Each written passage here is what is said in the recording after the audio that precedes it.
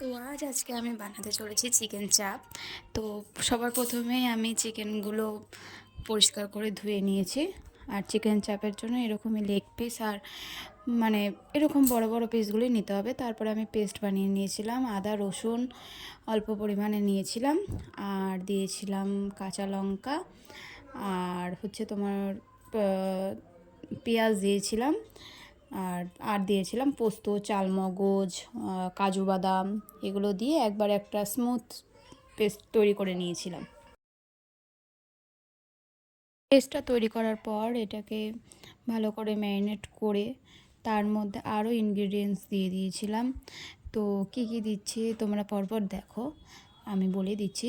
এটাতে পেস্টটা দেওয়া হয়েছে, তারপর দিয়েছিলাম নুন, তারপর হচ্ছে কাশ্মীরি লঙ্কার গুঁড়ো, তারপরে এমনি চিলি পাউডার, এমনি শুধু লঙ্কার গুঁড়ো, বিরিয়ানি মশলা দিয়েছিলাম অল্প পরিমাণে, তারপরেও দিয়েছিলাম মিঠা আতর 2-3 ফোঁটা, বেশি না।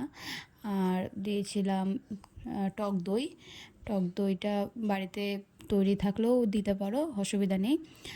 আমি প্যাকেটেরটাই দিয়েছিলাম। কেওড়া জল, গোলাপ জল, ভিনিগার, অল্প পরিমাণে ঘি, এগুলো দিয়ে একবারে, তারপরে দিয়েছিলাম আমল দুধ, তারপরে দিয়েছিলাম ছাতু, এগুলো দিয়ে ব্যাস এগুলো ম্যারিনেট করে আমি রেখে দিয়েছিলাম 1 থেকে 2 ঘন্টা।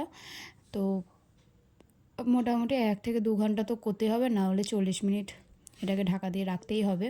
তারপরে তেলটা গরম করে নিয়ে এক এক করে মাংসের পিসগুলোকে ভেজে নিয়ে তারপর আমি সমস্ত দিয়ে দিয়েছিলাম।